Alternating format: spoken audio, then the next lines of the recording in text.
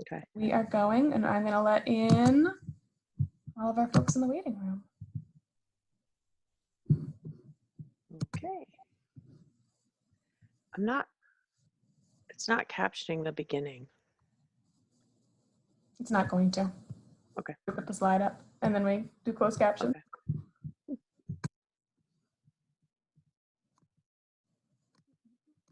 Is everybody in?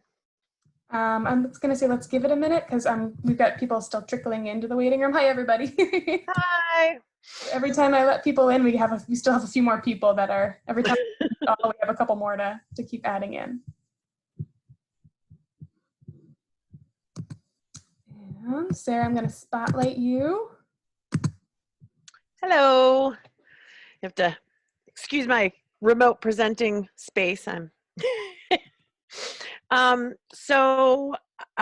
Jessica and I are going to share with you guys today our process of working with the New Hampshire AT team and creating the New Hampshire Guide for Assistive Technology. But just first, a couple little housekeeping things. Everyone is muted. You can feel free to unmute yourself and ask a question at any time or use the chat. Jessica's going to monitor it while I'm talking, and then we're going to switch about halfway through, and then I'll monitor that. And there is in the schedule a Google Doc that is connected to this Meet that you can fill in your information, sort of like the check-in, and then at the end we're gonna update it, and it will have all of the information that is included in our last slide, which is a bunch of resources and links for you all to access. So, okay, I am going to share my screen.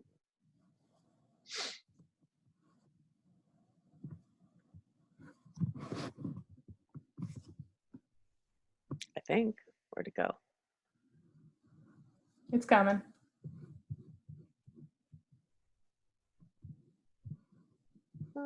Sharing is paused.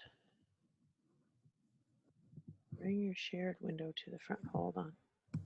Sure what? Sorry. Ah, there we go. Sorry. Got it. Okay.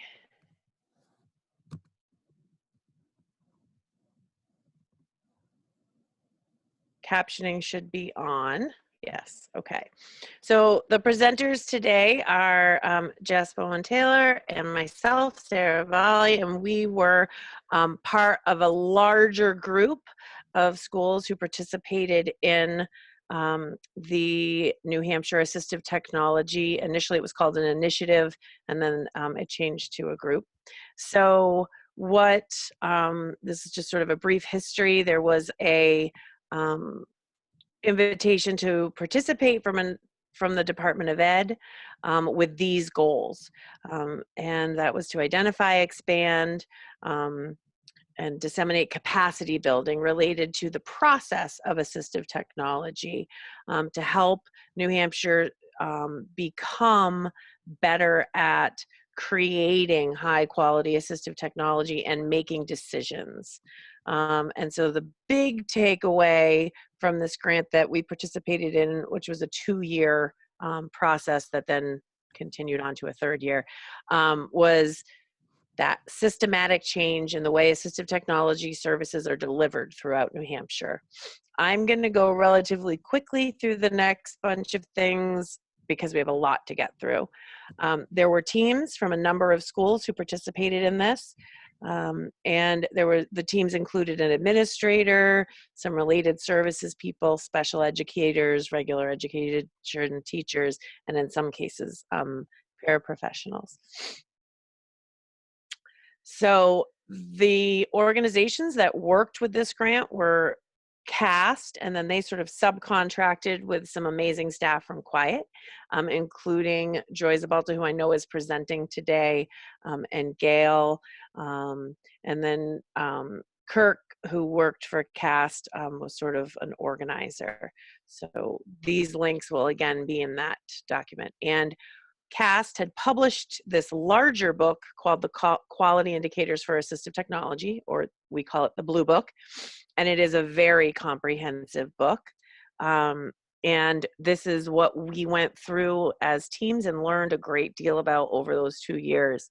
And it has all of these components, in-depth descriptions for each quality indicator for assistive technology, which is what QIAT stands for. We all did self-evaluations of our districts and where we were in each of those quality indicators. We looked at case studies and examples. We did all of these different things. And then there was extension activities that we did within our districts. The 8 quality indicators, I'm going to go through relatively quickly. There's there's 8 of them, and they are what is involved in making assistive technology process decisions within your district. And there's a lot more information, and this link again is going to be at the end for you. But the next 8 slides have only the first indicator. Each indicator has a whole page that goes with it, but I just wanted to give you all an example because this is a little bit more of the in-depth stuff. So the first indicator is consideration, and that is essentially, we see this in the IEP where you check a box, has assistive technology been considered? And technically and legally, we're supposed to consider assistive technology for every student who has an IEP. And so this is the question of, have you thought about using assistive technology? And if so, is that working? Is it not? Where are you at? Assessment of their needs. So once you say, oh, well, this student is struggling with X, Y, or Z because of their disability, then we need to assess what they need to be doing and what assistive technology might work for them. Then there's another whole indicator that talks in depth about including assistive technology needs in the IEP, where it belongs, definitions of services, because in IDEA, assistive technology is not only devices, but it's services and supports. Then there's implementation, and what is the plan once you get this equipment? So we've all seen this piece kind of happen where we say, oh, this student should use this, and then it's sort of given, but there isn't necessarily distinct planning around who's doing what. And then evaluation of effectiveness, and this is after a student is using the AT for a while. Is that AT still the right fit, or has something changed? Has a need changed? Has a class changed? What's going on with them? Assistive technology and transition is essentially what happens when the student changes classrooms, changes school years, changes semesters. What's the plan for how they're accessing that technology? And also when they transition out of high school. Then there's administrative support for assistive technology, and this is, do your administrators, oh, sorry, I'm backwards. I have the last 2 slides, the last 2 sections mixed up, I'm so sorry. Professional development and training in assistive technology, and this is around how are people being taught to use the assistive technology? Do the parents know? Do the students know? Do the parents know? Do the teachers know? How and what's the plan for when there's turnover of staff for making sure the new staff understand it? And then administrative support for assistive technology. Does your district have written procedural guidelines? And so this is essentially, we went through all of this, and then at the end of the 2 years, we said, okay, so what's next?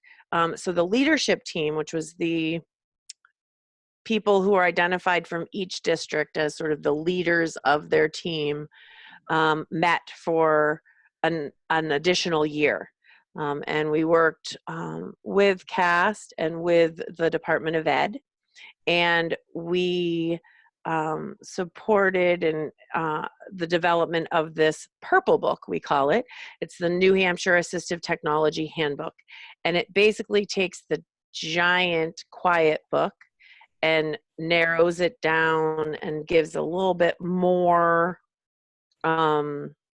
concise, clear examples. And so what's going to happen is I'm going to stop sharing, and Jess is going to take over and talk about the purple book. I sure am. All right. And I turned my video on too if anybody wants to come find me. Let me cancel your spotlight, Sarah. Okay. So let me pull up, share my screen with you guys.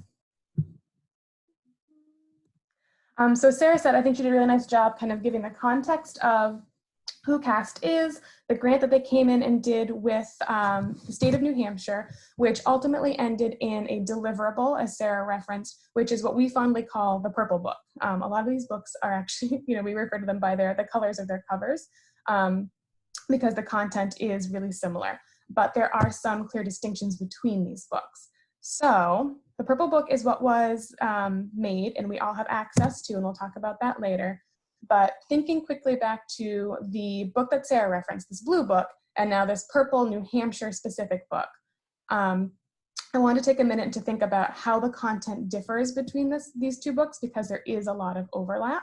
So if we think about that sort of original mother book, the QIAT book, that is a really deep dive into the provision of assistive technology. It is comprehensive with background that is extensive, and there is the inclusion of the intentions and context that is around the book. As opposed to the New Hampshire book, which really takes all of that broad information and kind of tries to boil it down into a more practical hands-on how-to guide. So thinking in sort of that second bullet, the New Hampshire ET Handbook, it's really going to have some of those grab-and-go forms and a step-by-step sort of, here's what you do next when you were trying to provide these assistive tech services. The QIAT book is going to go much more deep into how you analyze your own systems within a school or a district and really have a lot more of a deeper case study facet to it. So if we think about which book would be more appropriate for you, for any of you who are joining us, if you are already feeling as though you have a strong grasp of sort of the processes and the best practice of assistive tech, then that blue book, that QIAT book, is probably where you'd want to direct your interest next. If you're somebody who is looking to get a more of a basic understanding or just figure out, oh my goodness, what do I do tomorrow? Then that New Hampshire handbook is going to be a little bit more helpful for you. But it is clear to make the distinction that the blue book, the QIAT book here on the left, is not a prerequisite to the New Hampshire Assistive Tech Handbook. You can grab this purple New Hampshire book and sort of run with it, and you don't have to have the background and the depth of knowledge that's provided in the blue book. And it's also, I think it's helpful to make it clear too that the New Hampshire book does not replace the QIAT book either, because it's not as in-depth. The provision of assistive tech that's discussed in these books, and really this family of books, we're going to be discussing it in the context of education and the school system, but I did also want to note that these quality indicators and these best practices apply to a multitude of settings. You don't have to be an educator to find value in these books. It's going to apply to any other team that you're involved in or any other individual that you are working to provide services for. And I wanted to mention too that when we're talking about this purple book being an actionable resource, right, so something you can sort of pick up and just start to use, which was the design of it, keeping in mind that special ed law tends to tell us what we need to do, but not always how to do it, right? And we see this with AEM, accessible educational materials, as well, where we need to provide those materials, but there's not quite clear guidance on how to do it. I think of it akin to, being told that we need to get from New Hampshire to California and we have to fly a plane to do it, but nobody's going to actually teach you exactly how to fly that plane. You've got to kind of figure that out on your own, right? Which is tons of fun. So again, this purple New Hampshire handbook is meant to try to fill that gap, to be an actionable resource that takes you step by step through the process. But it's a guide. It is not what is dictated in New Hampshire. So I wanted to make that clear too. You can use the guide as it is, but if you already have processes and systems in place that are working for your school and that are comprehensive, that's okay too. There is not one defined way that this needs to be done in New Hampshire, but if you don't already have a defined way, this is a great starting point for you. So you're not bound to it. Really, the purpose of the book is also just to help get us away from having that excuse of, well, I don't know how to do it. So we do now have in New Hampshire a way to sort of pick up and go and do it. So we keep referencing this, the purple book that's over here on the left of the slide. And it is actually free for anybody, and it's available for anybody who lives within works within New Hampshire. In our Google Doc for this session, we put in a contact email for the DOE. There should be digital copies available. You just have to be able to sort of prove that you are working in New Hampshire, because it is via copyright only available for folks in New Hampshire. If you are not from New Hampshire, but you're thinking that, hey, maybe this guide sounds great, I want to direct you over to that yellow book. And there's a link to this as well at the end of our slides and in the Google Doc. This yellow book, the QIAT Companion, is almost exactly what we're talking about here in the purple book, but it's not New Hampshire specific.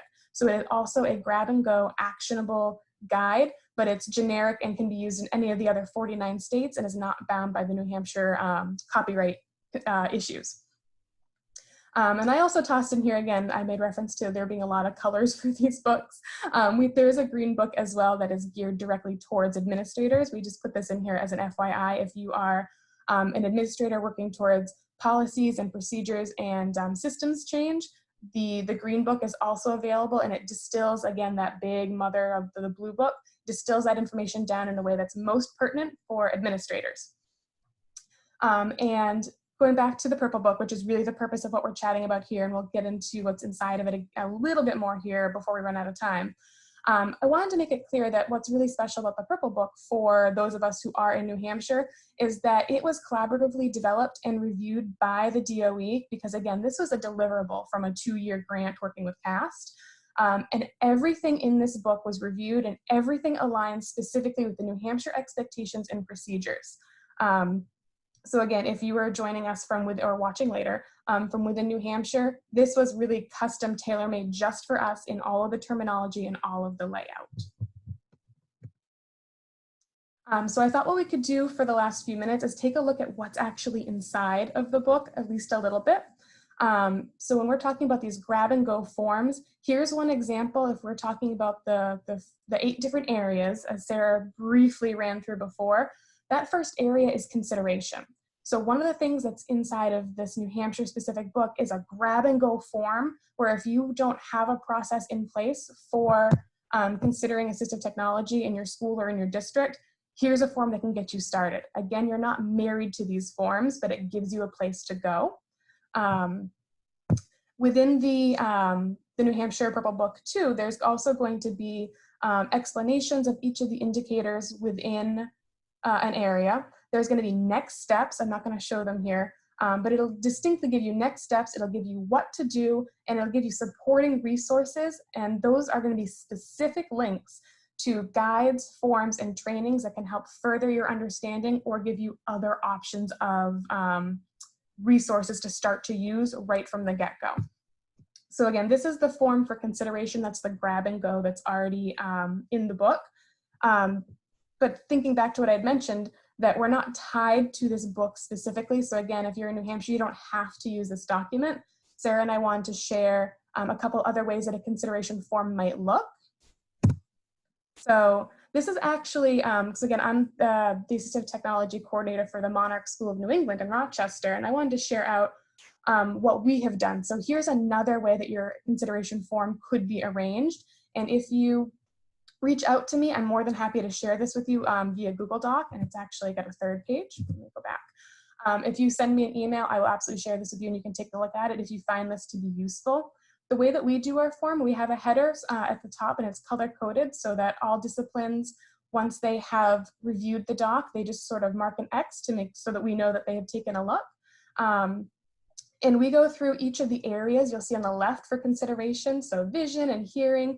We go through each one, and very quickly in a meeting, we determine whether or not we feel that assistive technology is needed for that area of functionality in order for the student to make progress in their goals.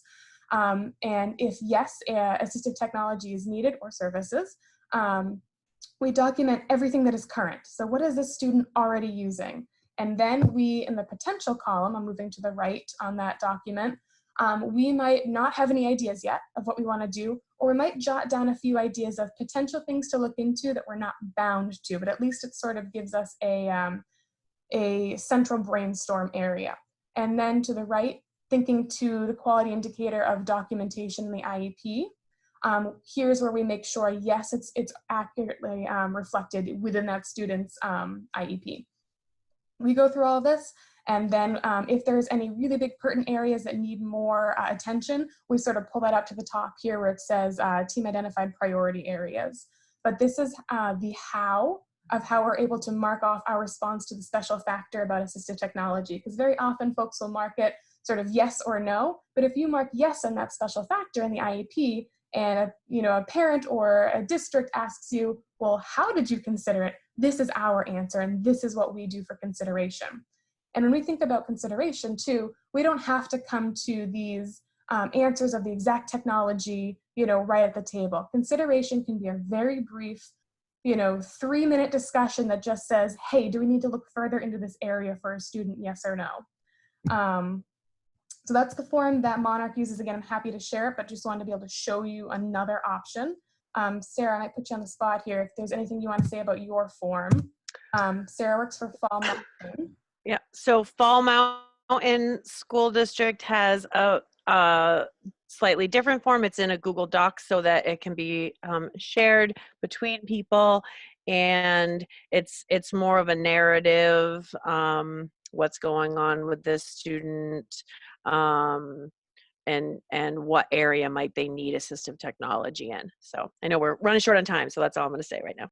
I think that's perfect though. So I'm really not going to go any more in depth because we only have 2 more minutes. I did include for 2 other indicators just a glance at, again, those grab and go documents that are in the New Hampshire specific version of the handbook.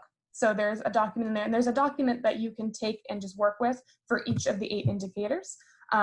Here's what it looks like for documenting assistive technology in the IEP. That's here as well. So honestly, it is, 11:24 by my clock. So good timing. That brings us to resources. Again, these are already in the Google Doc that is linked to our session. So again, looking at the very top, if you want that specific New Hampshire Purple Book, that's going to be obtained, by contacting the DOE. That is if you are working in New Hampshire. The original QIAT book, which we call the blue one, there's a link there for being able to order it. Again, 3rd bullet down, if all of this information of the New Hampshire specific book sounds great, this actionable resource, but you're not working in New Hampshire, there is a more generic option that accomplishes the same thing. That's that 3rd link down. The 4th link is that green book for administrators. And then at the very bottom, we have a link to the QIAT website in general, which has tons of great resources. And they actually have a listserv that you can sign up for if you're not already a part of it. That is a little overwhelming some days. It's a pretty active listserv, but there is a plethora of excellent information in there about a variety of assistive tech topics. And you can sort of reach out to that hive mind and ask for guidance and direction. And everybody is always very eager to share information in that listserv. So I'm going to stop sharing my screen because I think that brings us to the end of our time. And I haven't taken a look at the chat, but if there's any questions, I know it is time to sign off. I know that Sarah needs to go soon, but if there's any quick questions, I'm happy to answer as we wrap up. And I just let them, someone had asked about the Google Doc, and I said it's in the calendar, the schedule underneath our Zoom link. We had a little mix up right before we started, and so we have to put in a couple of links again, and we will do that. So. And I don't know, I didn't put in the Google Doc for the Monarch consideration form yet. If you wanted to email me, my email is at the top of that Google Doc. That's again linked right underneath our session.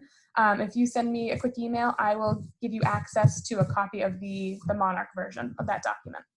All right. I have to run because I'm running a session right now. Thank you all for coming. Bye. Bye, Sarah. All right, folks, I am going to end the meeting then. If you have any questions, hi, Mia. If you guys have any questions, feel free to shoot me an email or Sarah. Thank you guys for coming.